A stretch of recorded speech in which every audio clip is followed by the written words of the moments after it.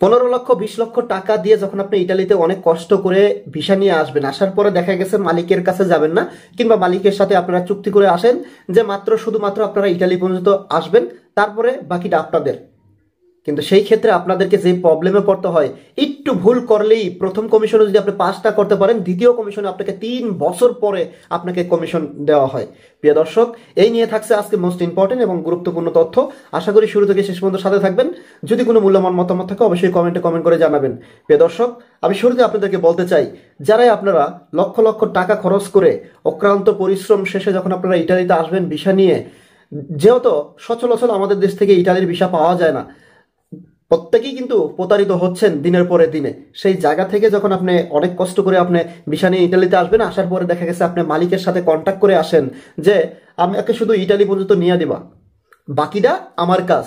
এখন যখন আপনি ইটালিতে আসেন, আসার পরে একদিকে আপনার ভিসার মেয়াদ শেষ হয়ে যায়, অন্যদিকে আপনার মাথায় টেনশন বেড়ে যায়। কেননা আপনি যখন এখন বর্তমানে ইটালিতে আসবেন, 90 দিনের ভিতরে দেখা গেছে আপনাকে ইটালিতে কেস মারতে হবে।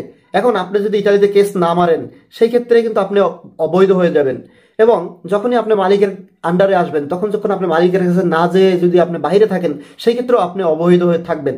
এখন দেখা গেছে আপনি যখন এসএলএম কেস মারতে যাবেন ইটালিতে, যখনই আপনি কেস মারার জন্য ইটালিতে যাবেন, মানে থানায় যাবেন, তখন কিন্তু আপনাকে একটা হিস্টোরি সাজাইতে হবে যে আপনি কি হিস্টোরির উপরে আপনি কেস মারবেন।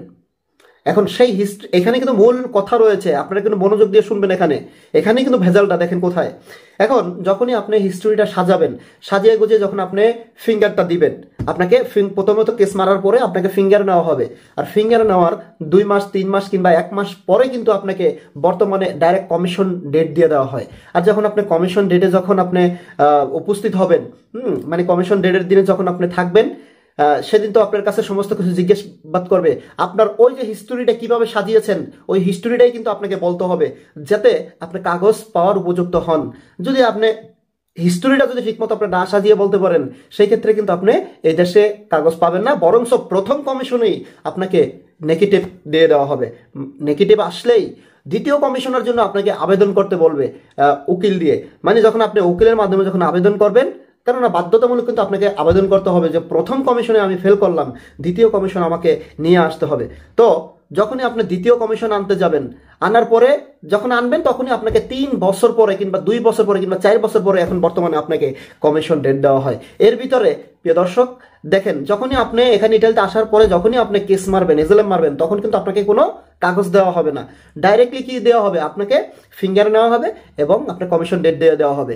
এই ক্ষেত্রে আপনাকে কোনো কাগজপত্র না পাওয়ায় আপনি কোনো একটা ভালো কাজ করতে পারবেন না, আপনি ব্যাংক কার্ড বানাইতে পারবেন না, আপনি কোনো কিছু করতে পারবেন না।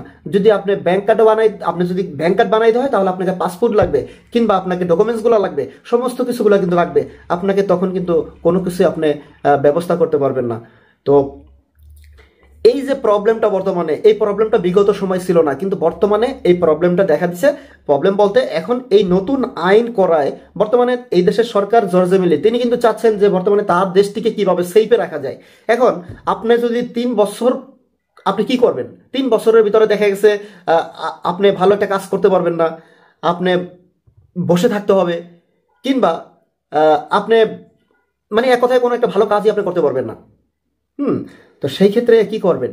সেক্ষেত্রে অবশ্যই সব কিছুর মূল কিন্তু একটাই, সেটা হলো কি, আপনি যখন প্রথম কমিশনে যখন আপনি হিস্টোরিটা বলবেন, সেই হিস্টোরিটা যাতে উপযুক্ত হয়, যাতে আপনাকে কাগজ দেওয়ার মতো।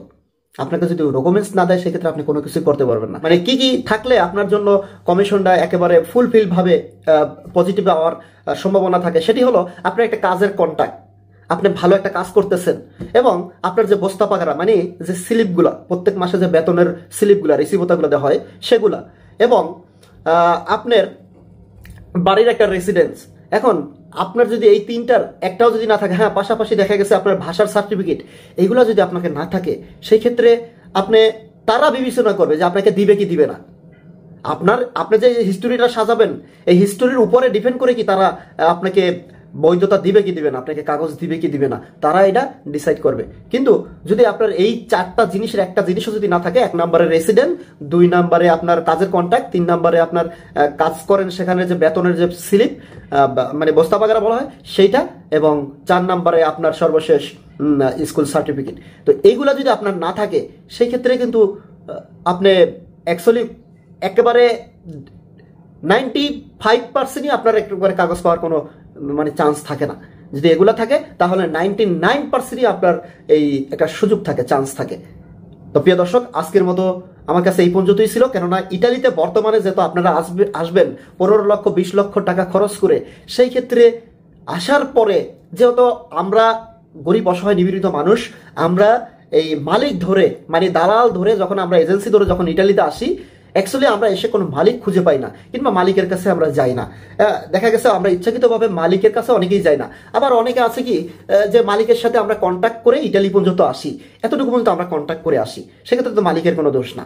এখন এই যে প্রবলেমগুলোর কারণে প্রিয় দর্শক শ্রোতা, এখন বর্তমানে এই হলো অবস্থা। তা আমি আপনাদেরকে একটাই সাজেস্ট করব যে অবশ্যই যখন ইটালিতে আসবেন, আসার আগে পূর্বে আপনি অবশ্যই বিবেচনা করে আসবেন যে আপনি কি এত কিছু সামলাতে পারবেন কিনা। একটা কথা কি, আপনার মাথায় যদি টেনশন থাকে, চিন্তা থাকে, তাহলে কিন্তু আপনার দেহটা, শরীরটা খারাপ হয়ে যাবে। আপনার বডিটা যদি খারাপ হয়ে যায় তাহলে কিন্তু আপনি অচল হয়ে যাবেন, আপনি অসুস্থ হয়ে পড়বেন, হ্যাঁ, ডিমোশনাল হয়ে পড়বেন। আপনি যদি ডিমোশনাল হয়ে পড়েন তাহলে কিন্তু আপনি অসুস্থ হয়ে যাবেন। আর অসুস্থ হয়ে গেলে কে খাবে ভাই এই টাকা পয়সা, কে ইনকাম করবে এই টাকা পয়সা? আপনি একটা কাজ করবেন, দৌড়ে পড়ে একটা কাজ নেবেন, আমার কাছে আপনার কাছে এটা সম্ভব না। যদি আমার দেহটা যদি ভালো না থাকে, সুস্থ না থাকে, আল্লাহ যদি সুস্থ না রাখে, তাহলে কিন্তু আমরা এই কাজকর্ম করতে পারবো না। সো আই হোপ আপনারা বুঝতে পারছেন প্রিয় দর্শক শ্রোতা। আজকের মতো এই পর্যন্তই। প্রিয় দর্শক, সকলের জন্য শুভকামনা করে আজকের মতো ভিডিওটা এখানেই বিদায় নিতে চাই। আমি মুসলিম হিসাবে আপনাকে স্মরণ করে দিতেছি, আপনি যদি ইসলাম ধর্মের হয়ে থাকেন তাহলে প্রতিদিন 5 ওয়াক্ত নামাজ আদায় করার চেষ্টা করবেন এবং প্রতিদিন একটি করে ভালো কাজ করবেন। প্রিয় দর্শক, ইনফরমেশনটা যদি আপনাদের কাছে ভালো লেগে থাকে তাহলে অবশ্যই একটি করে লাইক করে দিবেন, এবং যদি চ্যানেলটি নতুন হয়ে থাকেন অবশ্যই চ্যানেলটি সাবস্ক্রাইব করে সাথেই থাকবেন। আজকের মতো এই পর্যন্তই, দেখা হবে পরবর্তী ভিডিওতে নতুন কিছু নিয়ে। আসসালামু আলাইকুম ওয়া রাহমাতুল্লাহি তাআলা ওয়া বারাকাতুহু।